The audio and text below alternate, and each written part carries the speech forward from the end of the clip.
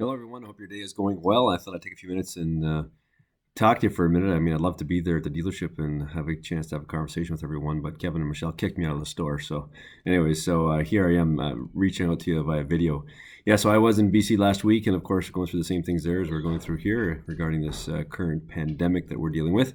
And so here I am at home, and I thank you for those that helped get my chair here. It's a lot better working with my chair than the one that was a little too low. I can't spend 10 hours at the desk without my office chair. So thank you so much for that. I appreciate it. So, anyways, I hope that you're all in good spirits, and I just kind of want to give you a little bit of the state of the nation to know that we're still following the criteria as a government. There hasn't been a mandatory shutdown of our type of business yet. It doesn't look like that's going to happen. If we look at some of the precedents been setting at the other provinces, the car repair and sales have been actually considered essential service. So we are going to continue on and do our best to work as long as possible and to try to keep everybody working as long as possible. So in that vein, the first thing I guess I quickly talk about is the pandemic itself and the virus. I know that it's a challenge, and I know that it's can be a little bit scary. We do have to, though, compare that to other things. I mean, the good news is that we are not, fighting a war. We are not in a foxhole. We are not worried about, somebody coming in and bombing our particular town or things of that nature. So, not that this isn't serious, because it's very serious, and it could affect all of us at some point in time. In fact, there are some things that suggest that up to 70% of the population is going to actually indeed get this virus at some point. But even with that said, if 70% got it, and even at our highest, at the very highest level of what's the word, those that are at risk, the risk is that there's just about a 15% death rate of those in the highest level. Those with preconditions or very advanced in age or things of that nature. So if you look at it from that perspective, you just took the numbers. You say, okay, great. Well, there's 100. If there was 100 people, that if 70% were going to get the virus, that'd be 70. And then even at 85% of those people surviving, that would mean that the very, very, very worst in this particular epidemic, that would be 10 out of 100 that could possibly lose their lives because of this. So, I mean, that's pretty serious numbers. Those are at the highest level. If we run that math on the large, basically run of the population, those numbers go down to a very, very, very small percentage of the population that actually has risk to do that. Now, with that said, the good news is that in the particular area we're in, it doesn't look like that we have maybe as much exposure as what we have in other places. And of course, you guys have done a good job of ensuring that we reduce our exposure at the dealership itself. So I'm confident that from the virus perspective, from a health point of view, that we will be well. The challenge that we have facing us is the economic challenge and the challenge of ensuring that business can function and that there are jobs for all of you for your livelihood.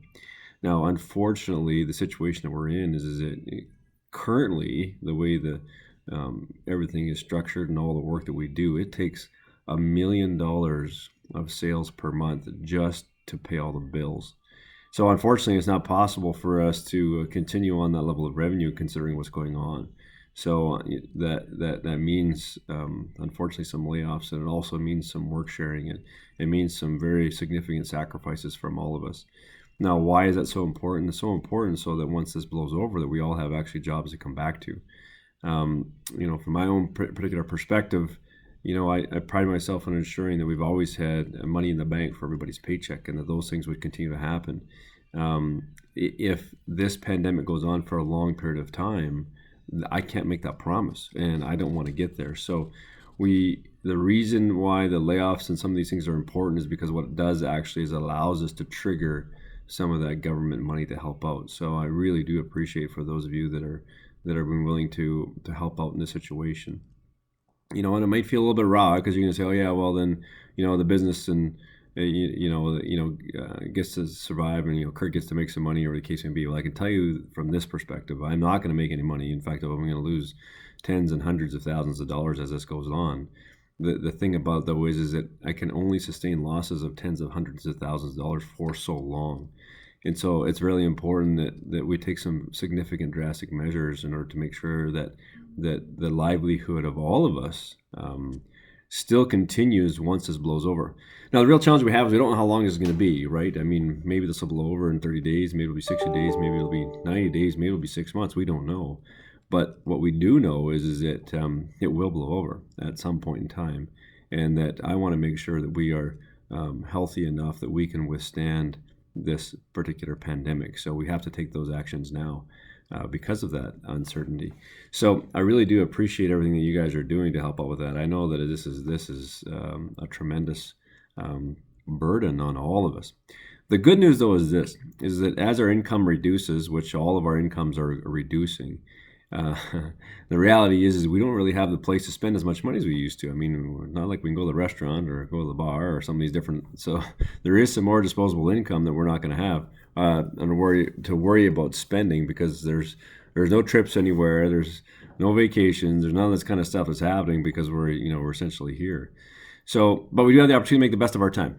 One of the things I think that's important that we talk about is that we don't buy into the news cycle, and that we really concern ourselves with that. I recently had a little bit of a broadcast I did from a church perspective, and I talked a little bit of a strategy that I call the 1-2-3 strategy, which was the idea of how much time we really should be giving to news cycle and what we should do. And so what I suggested in that particular case is that we really have this rare opportunity to take advantage of the potential extra time that we may have if we're currently not working, or the extra time we may have because there are no extracurriculars that we're able to do because we're essentially isolated in our homes. So the first thing was to say, if you think of it in 3 parts, you say, okay, great. If a part is an hour, then you say, okay, great. If you're going to spend an hour on news media or on that potential cycle, then you should be willing to spend twice as much time working on your faith or whatever it is that you consider to understand what your purpose of being on this earth is in the first place. And then you should be able to spend 3 more times than that working on your own self-improvement, on the ability to help others. So there's, and of course, time with family. So we kind of follow that principle where we look at where we get the time. We say, you know what, we have this opportunity at this point in time to really learn a lot about ourselves. We have an opportunity to potentially grow. Maybe we can improve on a skill or a talent, or maybe we can learn something we haven't learned before. Maybe we get a chance to try a new recipe as the food supply potentially has some challenge for certain things. Maybe it's time to branch out a little bit and look at different ways we can do that. Maybe it's time we can, I don't know, learn a language or something of those nature. It also gives us an opportunity to reach out to friends and family. I realize we can't do that from a normal social, but we can certainly, call or email or video call or some of those different things. So we have opportunities. So I think we have to really pay attention to the things that we can control. Try not to allow the things that we can't control extremely affect us. They will have an effect on us, but let's look at the things that we can control. Anyways, from a business perspective, that's what we're doing. We're looking at the things that we can control. We're going through everything line by line by line. We're doing it from a perspective of preservation, survival, and for the long term, so to ensure that as all of us take a hit, so to speak, on the economic side of this thing for this next while, that once it does blow over, that we still have a place to come back to and we still have a job to go to. So that's kind of what's happening from here. I don't know if this video can actually get to you based on the length of time that it is, because it might take 17 hours for it to upload based on the internet speed that we're currently having. But by all means, if you want to chat, call me, 306-240-8820, or email me or text me or something of the nature. My hat's off to you guys for everything you're doing there. I've only got, I don't know, maybe 8 or 9 days left or something in my isolation, and I'll be able to come visit you at the store once that point in time comes, and I'll stay my 6 feet away from you at that point. Anyways, I hope you're having a great day, and we'll talk to you soon. Thanks again for everything. Bye now.